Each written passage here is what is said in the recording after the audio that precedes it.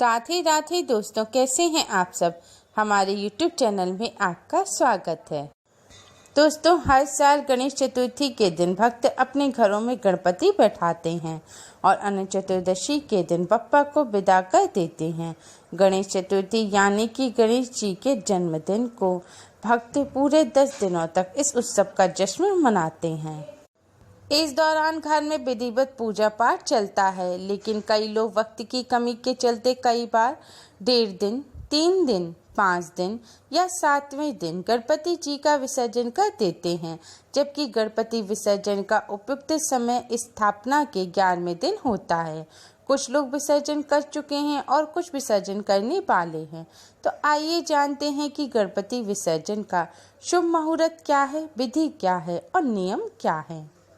अनंत चतुर्दशी 1 सितंबर को है। 1 सितंबर को गणपति विसर्जन के 4 शुभ मुहूर्त हैं।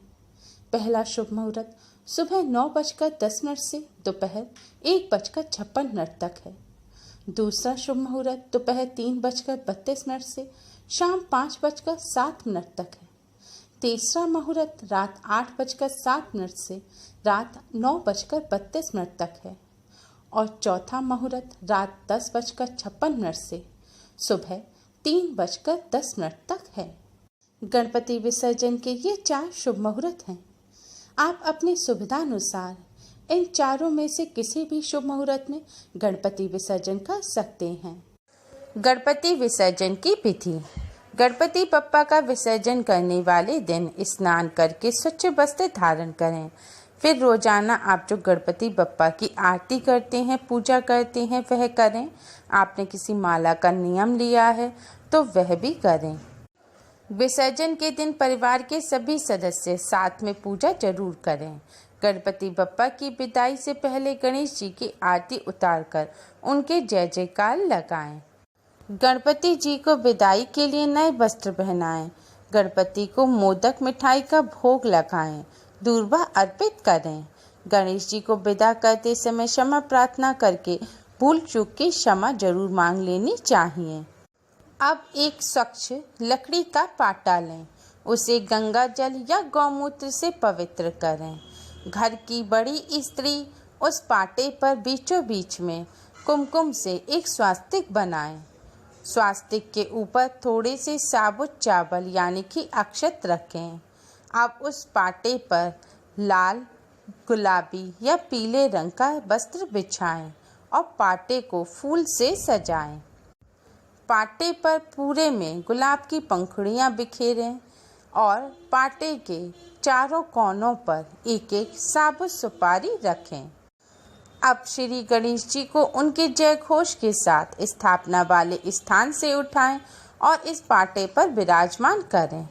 पाटे पर विराजित करने के उपरांत उनके साथ फल, फूल, वस्त्र, दक्षिणा और 5 मोदक रखें। अब एक लाल रंग का कपड़ा लें। उसमें थोड़े से साबुत चावल रखें, थोड़े गेहूं रखें, पंच मेवा रखें यानी कि 5 तरह के मेवा रखें, फल रखें, लड्डू रखें, मोदक रखें और दूर्वा रखें और दक्षिणा के लिए कुछ रुपए रखें। आप कपड़े की पोटली तैयार करके एक छोटी सी लकड़ी पर लगा दें और इस पोटली को लकड़ी समेत आप गणपति बप्पा की चौकी पर गणपति बप्पा के साथ रख दें। इसके पीछे मान्यता यह है कि गणपति बप्पा को रास्ते में किसी भी तरह की परेशानी का सामना ना करना पड़े।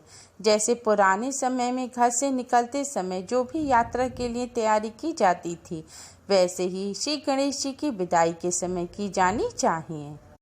अब गणपति बप्पा से हाथ जोड़कर क्षमा याचना करें और गणपति बप्पा से अगले वर्ष फिर से आने की प्रार्थना करें।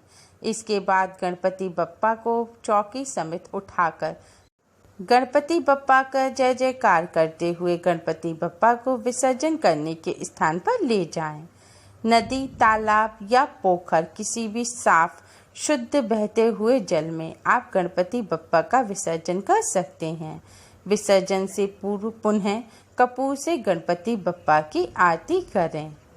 श्री गणेश जी से खुशी खुशी विदाई की कामना करें और उनसे धन, सुख, शांति, समृद्धि के साथ मनचाहा आशीर्वाद मांगें। 10 दिन में जाने अनजाने में की गई गलती की भी क्षमा प्रार्थना करें। गणपति बप्पा का विसर्जन करते समय ध्यान रखें कि श्री गणेश जी की प्रतिमा को जल में फेंकें नहीं। उन्हें पूरे आदर और सम्मान के साथ वस्त्र और समस्त सामग्री के साथ धीरे धीरे जल में विसर्जित करें। घर में गणपति बप्पा की स्थापना में जो सामान इस्तेमाल किए गए हैं, जैसे जिस कपड़े पे गणपति बप्पा बैठे थे, चावल और जो भी सामग्री है, उन सबको भी आप बहते हुए जल में गणपति बप्पा के साथ विसर्जित करें।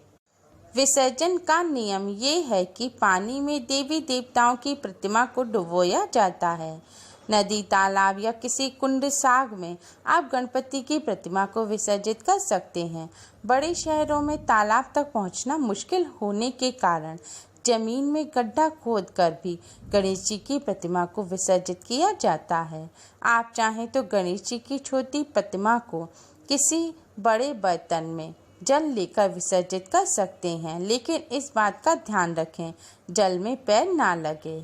इसके बाद जब प्रतिमा जल में घुल जाए तब आप इस जल को अपने किसी पेड़ पौधे में डाल दें। गणेश उत्सव में गणेश जी की प्रतिमा के विसर्जन का विशेष महत्व है। इसमें भी एक संदेश छुपा होता है। धार्मिक मान्यताओं के अनुसार देवी देवताओं की मूर्तियों को जल में विसर्जित करने से उनका अंश मूर्ति से निकलकर अपने लोक पहुंच जाता है, यानी कि परम ब्रह्म में लीन हो जाता है। मिट्टी की बनी गणेश प्रतिमा को जल में विसर्जित करने का एक अर्थ और है, जो जीवन के साथ से जुड़ा है। जीवन नश्वर है, जिसने जन्म लिया है उसकी मृत्यु निश्चित है। प्रकृति रूपी ब्रह्म से जीवन मिला है और एक दिन उसे परम ब्रह्म रूपी प्रकृति में ही मिल जाना है। मिट्टी प्रकृति की ही देन है। उससे बने गणेश जल में विसर्जित होकर फिर प्रकृति में मिल जाते हैं, यानी जो प्रकृति से लिया है उसे एक दिन वापस करना ही होगा। गणपति जी का विसर्जन करते समय कुछ बातों का विशेष ध्यान रखें। गणपति जी को खुशी खुशी विदा करना चाहिए। गणपति विसर्जन करते समय काले रंग के वस्त्र ना पहने। गणपति विसर्जन वाले दिन मांस, मदिरा और प्याज लहसुन का सेवन ना करें। किसी से गलत व्यवहार ना करें। इस बार गणपति विसर्जन पर खास सावधानी बरतें। सामाजिक दूरी बनाए रखें। घर से बाहर निकलते समय मुंह पर मास्क अवश्य ही लगाएं। गणपति विसर्जन पूरे विधि विधान के साथ करें और नियमों का पालन अवश्य ही करें। उम्मीद है आपको हमारी ये वीडियो पसंद आई होगी। प्लीज़ लाइक करें। हमारी इस वीडियो को अपने फ्रेंड्स और रिश्तेदारों में ज़्यादा से ज़्यादा शेयर करें, जिससे वह भी इसका लाभ उठा सकें। हमारी और भी वीडियोस के लिए हमारे चैनल को सब्सक्राइब करना ना भूलें। Thanks for watching. Radhe Radhe. Ganpati Bappa Morya, अगले बरस तो जल्द दिया।